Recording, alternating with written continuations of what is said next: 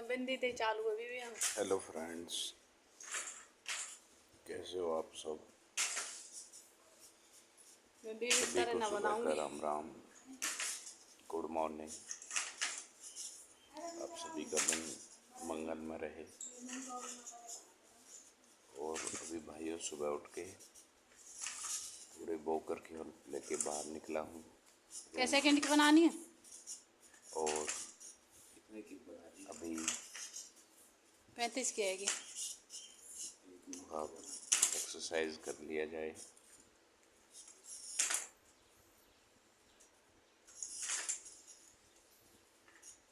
क्योंकि एक्सरसाइज ही सबसे अहम और मेन चीज़ होती है स्पाइनल केस में। तो सबसे पहले अभी डायरेक्ट ज़मीन में बैठने से पहले थोड़ी हेल्प लेनी पड़ती है। अभी डायरेक्ट ज़मीन में नहीं बैठ पाते हैं, लेकिन जितनी भी एक्सरसाइज होती है मेरी, वो सब मैं ज़मीन में ही लेट के करता हूँ। लेकिन पहले ऐसा नहीं था। अब आप लोगों के आशीर्वाद और प्रेम से और सारी कोशिशें हो जाती हैं धीरे धीरे। तो सबसे पहले हम लोग देखेंगे कि पैरों को फोल्ड करके एक कंप्लीट अवस्था में बैठना जो होता है, जिसे हम गांव की भाषा में आलती पालती लगा के बोलते हैं। पहले पैर नहीं मुड़ते थे मेरे, लेकिन अभी धीरे धीरे कमर भी काफ़ी हद तक सीधी हो गई है और आलती पालती लगा के कई मिनटों तक भी मैं लगातार बैठ जाता हूँ।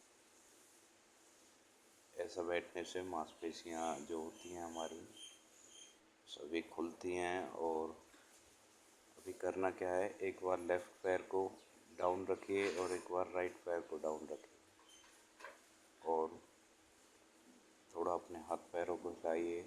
पैरों को आलती पालती पोजीशन में रहने दीजिए, हाथों को हिलाइए। इससे बॉडी के बैलेंस का पता चलता है, क्योंकि स्पाइनल में क्या होता है कि कमर का बैलेंस नहीं रहता है ना। इसलिए हमेशा कोशिश करिए धीरे धीरे। शुरुआत में प्रॉब्लम आएगा, लेकिन धीरे धीरे होने लगेगा। तो अभी इसके बाद आइए देखते हैं ये फुट डाउन्स जब होने लगते हैं, क्योंकि काफ़ी टाइम तक पैर रेस्ट में रहते हैं। तो उसके लिए सबसे अच्छी एक्सरसाइज है, अपने पंजों की उंगलियों को पकड़िए और धीरे धीरे उन्हें पीछे की तरफ पुश कीजिए और पैरों को टखनों के पास से लेफ़्ट राइट दोनों तरफ मूव्स कीजिए, ताकि जो हमारी मांसपेशियाँ हैं वो बिल्कुल रिलैक्स रहें और अपने वर्किंग मोड में रहें। अगर खुद कर सकते हो तो खुद कीजिए, खुद नहीं कर सकते हो तो किसी दूसरे की हेल्प लीजिए। जैसा मैंने बताया कि मैं खुद भी कर पाता हूँ, और जो मेरे से पॉसिबल नहीं हो पाता है वो मेरे जीवन साथी हैं, जो मेरी जीवन साथी क्या, मेरी परछाई हैं, जो मेरे हर सबसे बड़ी भूमिका है उनकी। तो अभी इस तरह करने से क्या है, अभी जो मेरे पैर हैं, पैरों में नीचे जाके पता चलता है, लेकिन अभी प्रॉब्लम्स है थोड़ी थोड़ी। तो उसके लिए सबसे अच्छी एक्सरसाइज है अपनी उंगलियों को खींचें रेगुलर और थोड़ा थोड़ा इम्प्रूवमेंट आगे पीछे करें। इससे पैरों में इम्प्रूवमेंट भी आएगा, रिकवरी भी आएगी और ब्लड सर्कुलेशन अपनी जगह पे सही धीरे धीरे काम करने लगेगा। क्योंकि स्पाइनल केस में रिकवरी बहुत स्लो होती है, तो स्लो होती है उसी हिसाब से ब्लड भी धीरे धीरे ही पैरों में चलता है। तो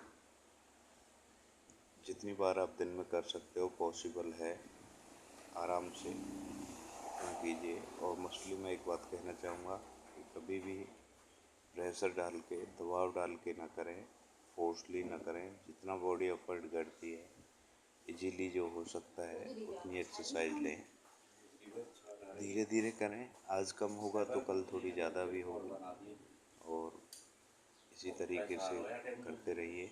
रिकवरीज भी आएगी और मूवमेंट्स भी होने लगेंगे धीरे धीरे। मेरे साथ में भी ऐसा ही हुआ है और आज काफ़ी कुछ मूवमेंट है, लेकिन हुआ सब फैमिली की वजह से है।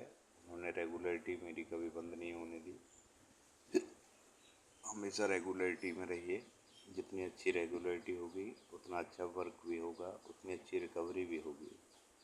क्योंकि स्पाइनल केस में रिकवरी आने के बहुत कम चांसेस होते हैं, लेकिन हर इंसान की चाहत यही होती है कि मैं दोबारा से पहले जैसा हो जाऊँ।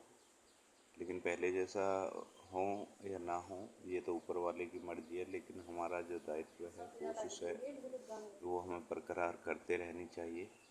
और ये है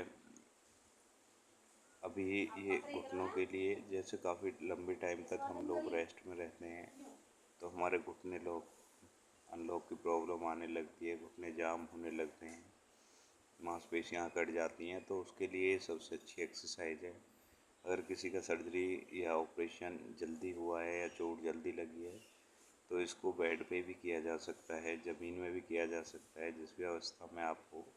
धीरे धीरे जितना पैर आपका मुड़ता है, ये एक्सरसाइज अपनी रेगुलरिटी में रखें ताकि हमारे घुटनों को कोई प्रॉब्लम ना आए। क्योंकि घुटनों को प्रॉब्लम बहुत जल्दी आती है। अगर घुटने रेगुलरिटी मूवमेंट में नहीं रहेंगे तो घुटने जाम हो जाते हैं, जिसके कारण हमें चलने में, खड़े होने में बहुत सारी प्रॉब्लमें फेस करनी पड़ती हैं। तो इसके लिए ऑलवेजली कोशिश करें और अपने घुटनों की एक्सरसाइज अगर आप खुद से कर पाते हो तो खुद से कीजिए, खुद से नहीं कर पाते हो तो हेल्प लीजिए, जो भी आपकी फैमिली से हैं, परिवार से हैं, जो भी आपकी हेल्प करते हैं। ठीक, अभी ये घुटने को पीछे की तरफ, क्योंकि पैरों को जितना आगे और ऊपर नीचे किया जाता है उतना पीछे की तरफ भी टर्न करके देखें। क्योंकि मांसपेशियाँ जब स्टॉप होने लगती हैं, अपना काम करने बंद कर देती हैं, तो सारी मांसपेशियाँ अपनी अपनी जगह शिथिल हो जाती हैं। तो उन्हें चालू अवस्था में करने के लिए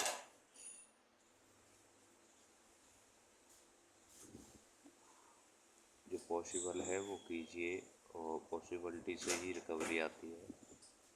और एक दिन में रिकवरी नहीं आएगी, रेगुलर आप करते रहिए। जब रेगुलर आप करते रहोगे तो रिकवरी भी आएगी।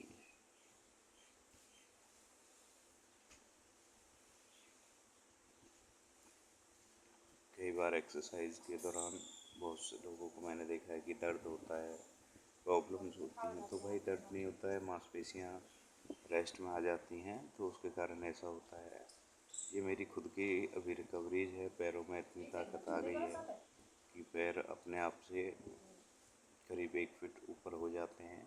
लेकिन उससे ज़्यादा ऊपर जितना पॉसिबल हो सके आराम से, जितना आप खुद कर सकते हो कीजिए। नहीं होता है तो दूसरे की, सामने वाले की हेल्प लीजिए। और जितना पॉसिबल हो सके पैरों को अप डाउन कीजिए, 1 बार 2 बार 3 बार 4 बार जितना आप कर सकते हो कीजिए। उसके बाद में खुद ट्राई कीजिए, कोशिश कीजिए। सबसे बड़ी पावर होती है माइंड पावर। अगर आप माइंड में सोच लोगे तो आपकी जो मांसपेशियाँ हैं वो नेचुरल करने लगेंगी। ठीक, इसके बाद में ये आता है अपनी अपनी कमर और पेट के लिए। कई बार क्या होता है, क्योंकि ज़्यादातर स्पाइनल केस वाले लोग लेटे रहते हैं या फिर बैठना भी कम हो पाता है, लेटे रहते हैं, जिसके कारण ज़्यादातर क्या होता है कि वेट गेन होने लगता है, पेट बाहर निकलने लगता है और कमर भी बड़े बड़े रेस्ट में आ जाती है, कमर की जो मांसपेशियाँ होती हैं। तो ये एक्सरसाइज सबसे अच्छी है, धीरे धीरे आप कीजिए दूसरे आदमी की हेल्प लेकर।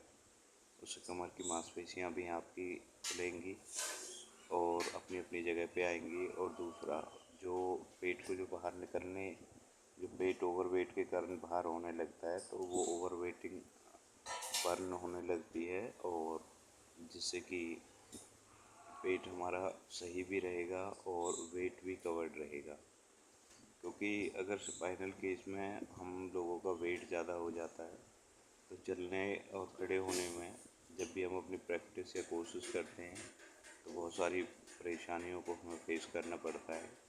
इसलिए कोशिश करें कि ज़्यादा से ज़्यादा वेट डाइट लें, भरपूर डाइट लें, पौष्टिक डाइट लें, लेकिन उन चीज़ों से बचें जिसके कारण वेट गेन होता है बॉडी में। क्योंकि वेट बॉडी के लिए अच्छा नहीं है। तो अभी ये हमने उल्टे होकर के हाथों को ज़मीन पे रखा और थोड़ा कमर को सीधा करके उठाने की कोशिश की। पीछे अगर आपके पैर अगर आप खुद से संभाल पाते हो तो ठीक, वरना हेल्प ले करके पैरों को एक जगह रखें और कोशिश करें कि कितना हम ऊपर कर सकते हैं, और अपनी बॉडी से कुछ जितना भी पॉसिबल हो 2, 4, 6, 10, 20 उतनी डिप्स भी लें, क्योंकि डिप्स करना मतलब बॉडी को एक्टिव करना है, क्योंकि दंड बैठक तो लगाया नहीं जा सकता है, इसलिए डिप्स आप लगा सकते हो। उसके बाद में धीरे धीरे जितना पॉसिबल हो सके अपने आप को घुटनों के सहारे पीछे की तरफ